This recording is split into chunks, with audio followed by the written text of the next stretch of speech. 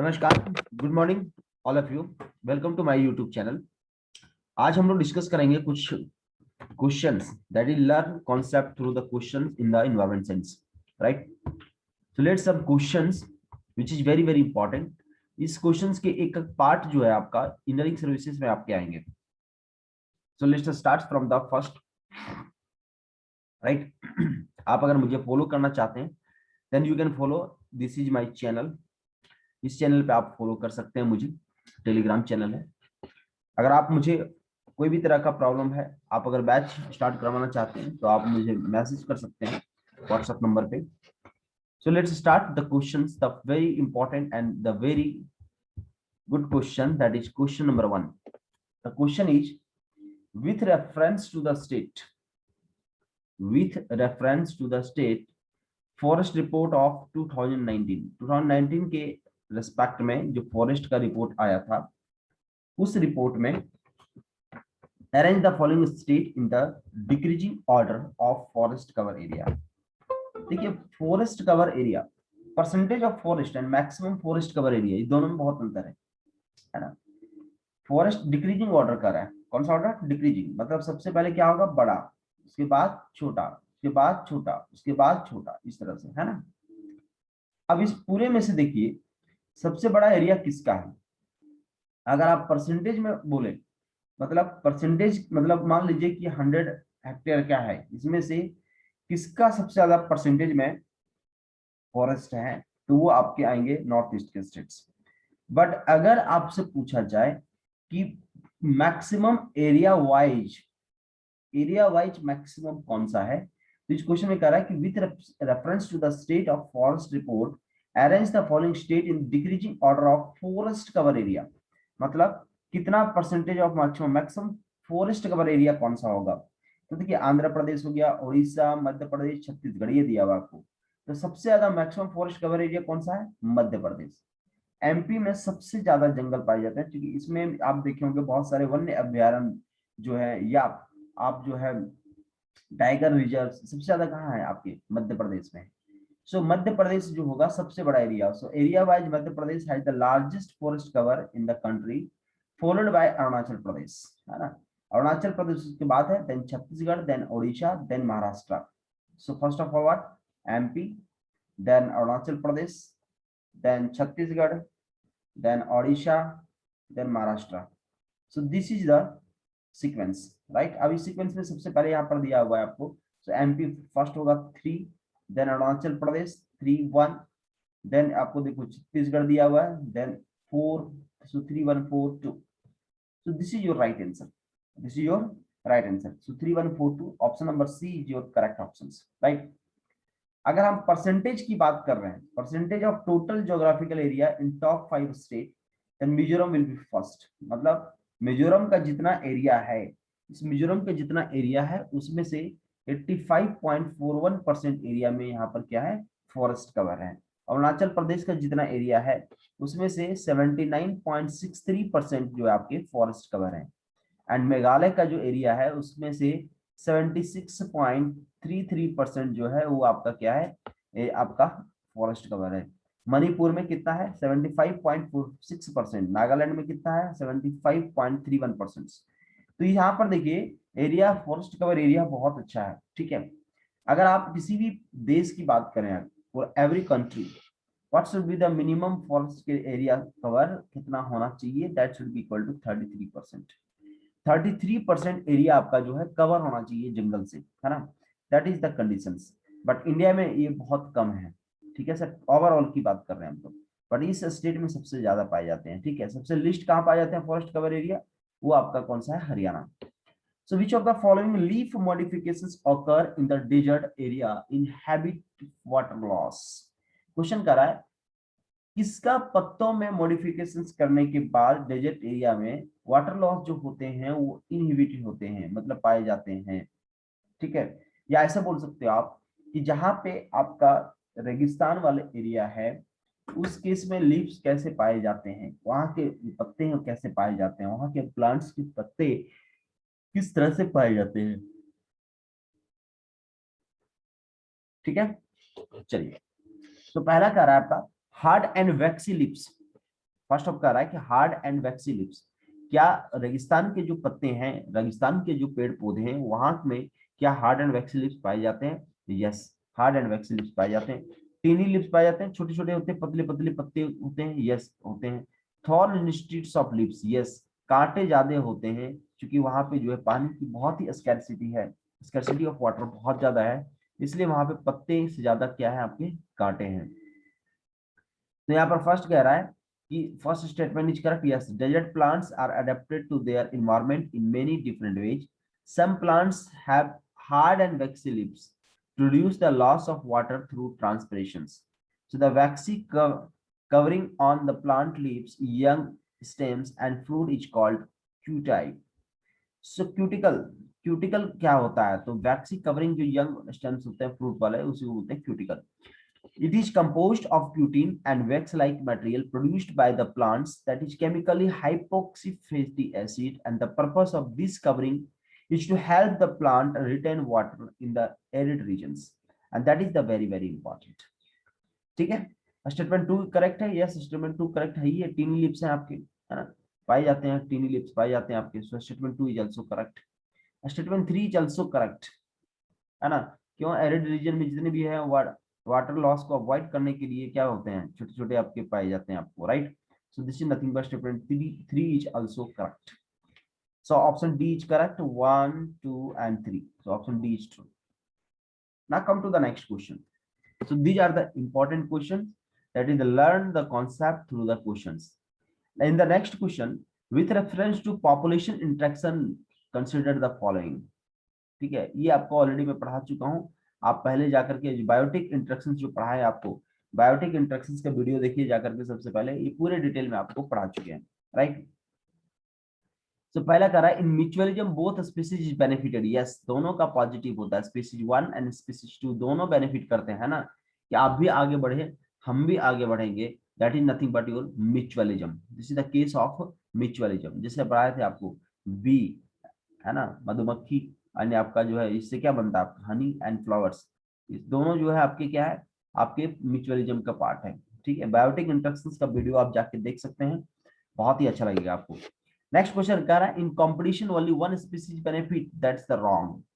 Competitions में दोनों negative होते हैं, जब हम आपस में लड़ेंगे तो दोनों को ही नेगेटिव होगा, दोनों का ही नुकसान होगा। कॉम्पिटिशंस में क्या होता था, कॉम्पिटिशंस में मैंने पढ़ाया था आपको कि किसी भी चीजों को फाइट करने के लिए ए भी फाइट कर रहा है, बी भी फाइट कर रहा है सेम रिसोर्स के लिए, if A is fighting and B is also fighting for the same resources, that is called competitions. इसी को क्या बोलते हैं हम लोग, competitions, right. Third is commensalism. So what do you mean by the commensalism? So commensalism क्या है? Commensalism कह रहा है one species benefited and other is neither benefited nor harm, yes, commensalism is the correct. So statement three is the correct. जैसे आपको मैंने बताया था कि मान लीजिए कि एक ट्री है, this is your tree, tree में जो है इसमें खोद करके यहाँ पर जो है आपके बर्ड्स रह रहे हैं, ठीक है, इसको तो ज्यादा नुकसान नहीं हो रहा है बट इसको फायदा हो रहा है ना। सो कॉमेंसलिज्म में एक स्पीसीज पॉजिटिव होगा, दूसरा आपका क्या होगा, न्यूट्रल होगा, दोनों पे दूसरे पर कोई फर्क नहीं पड़ने वाला है, बट एक को फायदा होगा, that is nothing but your commensalism. अगला है amensalism. One species is harmed where the other is unaffected. Yes, this is the amencilism. Amencilism में क्या होता है कि एक जो है हार्म करेगा, दूसरा को क्या होगा, अनअफेक्टेड हो गया। Species 1 is negative, species 2 is 0। So in one species harmed but the other species not affected. जैसे large tree by blocking sunlight can retard the growth of a small plants. Already आपको मैं पढ़ा चुका हूँ previous video lecture में, चाहिए biotic interactions का, उसमें इसको बहुत अच्छे से मैंने समझाया है। जैसे मान लो कि ये बड़ा पौधा है, बड़ा पेड़ है, अभी बड़ा पेड़ है तो यहाँ पर देखिए, यहाँ पर क्या होगा, यहाँ पे बहुत सारे शैडो होंगे इसकी। अब यहाँ पे जो छोटे छोटे पेड़ है, जो छोटे छोटे पेड़ है, इसके नीचे छोटे छोटे पेड़ है, इन पे जो है स्कैर्सिटी ऑफ क्या होगा, सनलाइट। तो इसको जो है यहाँ पर देख रहे हो, इसको तो नेगेटिव इंपैक्ट है, इसको कोई फर्क नहीं पड़ रहा है। So this is nothing but amencilism. This is the case of amencilism. So a large tree by blocking sunlight can retard the growth of a small plant, and the small plant has no effect on the large tree. So this is nothing but case of amencilism. So guys जरूर आप video जाकर के देखें previous का। Now coral bleaching पे एक question है, कह रहा है which of the following are the impacts of ocean harming? Ocean harming मतलब अगर ओशियन में पॉपुलेशन हम बढ़ा रहे हैं, या ओशियन में अगर हम इन्वायरमेंट को खत्म कर रहे हैं, या ओशियन रीजन में अगर हम पॉल्यूशन को बढ़ा रहे हैं, तो इसके कारण कौन कौन से इम्पैक्ट होंगे। So what are the impacts in the ocean regions, right. So पहला इम्पैक्ट कर रहा है coral bleaching. Yes, very very important, coral bleaching तो होगा ही होगा, क्योंकि आपको बताए थे कि coral reefs are the source of the calcium carbonate and source of the calcium, and it having the ability to sink the carbon dioxide, right? That is the coral. So coral bleaching होगा, yes, coral का depletion होगा। क्यों होगा coral का depletion? क्योंकि जितना ज्यादा pollution आप बढ़ाएंगे, nitrogen oxide, sulphur dioxide, ammonia, this types of the जितने भी इन्वायरमेंट में आपके जो है, जितना ज्यादा कार्बन डाइऑक्साइड, जितना ज्यादा ये सब बढ़ेंगे, ग्लोबल वार्मिंग बढ़ेगा, पॉल्यूशन बढ़ेगा, कोरल ब्लीचिंग होंगे ही होंगे, ठीक है। दूसरा कह रहा है deoxygenation of the ocean. Yes, ये भी सही होगा।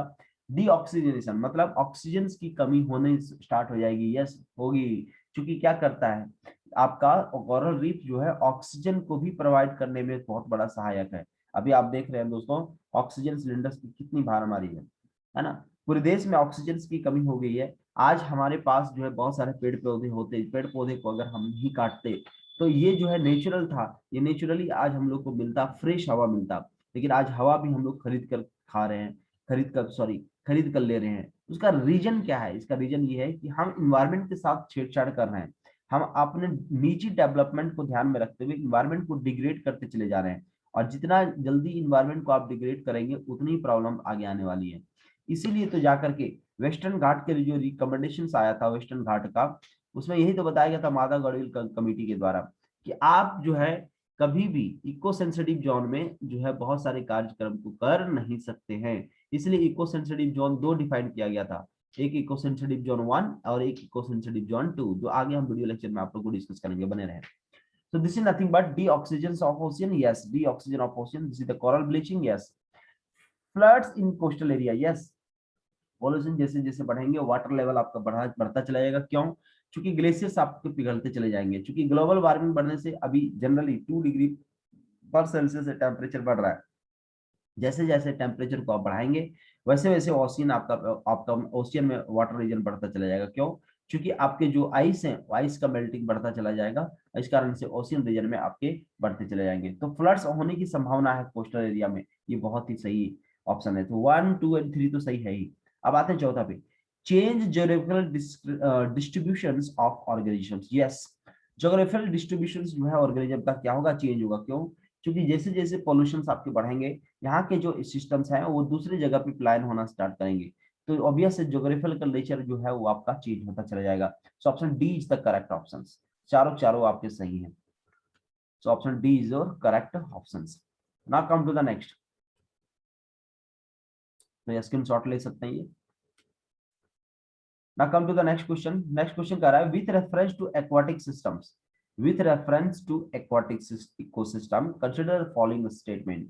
So what do you mean by the aquatic system? Aquatic system क्या है? मैं बताया था आपको water से related.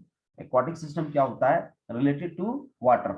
तो जब भी हम aquatic systems की बात करते हैं, मतलब हम related to water की बात करते हैं, related to water की बात करते हैं हम, that is nothing but your aquatic system. The first point कर रहा है the aquatic organism have narrow temperature tolerance limit. इसका मतलब क्या समझे आप इसका मतलब ये हुआ नेरो टेम्परेचर टॉलरेंस लिमिट, मतलब जो भी एक्वाटिक ऑर्गेनिजम्स हैं, एक्वाटिक ऑर्गेनिज्म मतलब जो वाटर में पाए जाते हैं, वाटर में जितने चीज पाए जाते हैं इसको बोलते हैं हम एक्वाटिक सिस्टम्स, है ना। That is related to the aquatic systems.